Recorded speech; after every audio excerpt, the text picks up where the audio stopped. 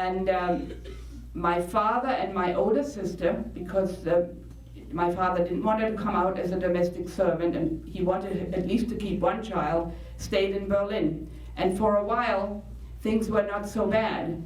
And of course, there was the bombing. The Allies bombed Berlin. Berlin was flattened practically. The apartment houses we lived in were wiped out. And then the Nazis took my father to work in he was a doctor. But he was not called a doctor, he was called a Jew treating people. A Jew treater, they called him. And that was all right for a while, and then they came and he was deported.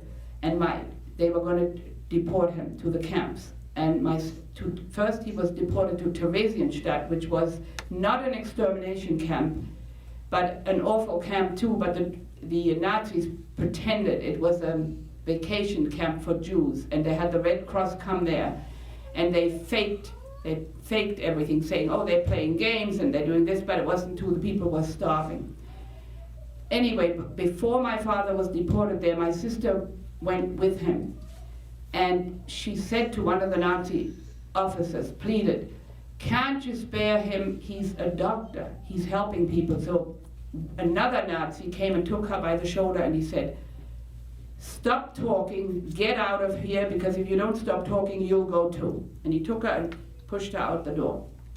Well, father was deported to Theresienstadt, and there he was for a while. He was able to send short messages to my sister. My sister was able to send him packages.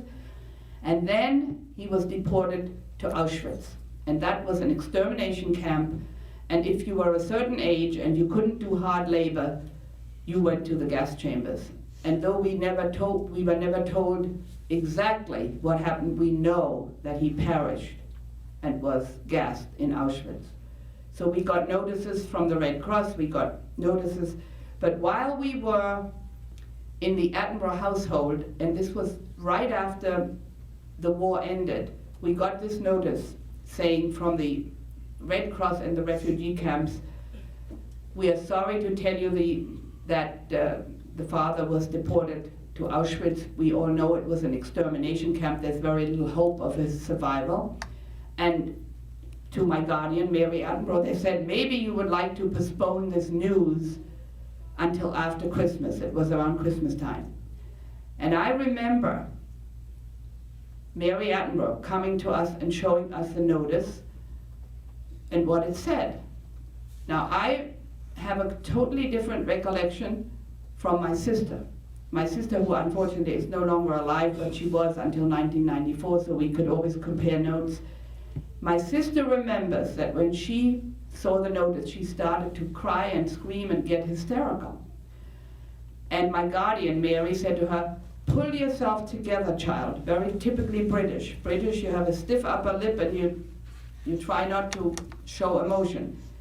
I, on the other hand, looked at it, looked away and said, I want nothing to do with this. I'm not going to deal with this. I'm going to pretend this didn't happen, and I'm just not going to, I just don't want to know about it.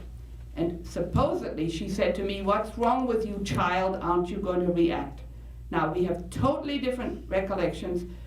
When I told David Attenborough, one of my adopted brothers, a year ago about this when we had a reunion in England, he said, no, that sounds just like my mother. He said, that sounds like it's, he says, I believe that happened. Because I told him, I said, can you believe Irene said this and I feel this? He said, no, I think this is probably very true.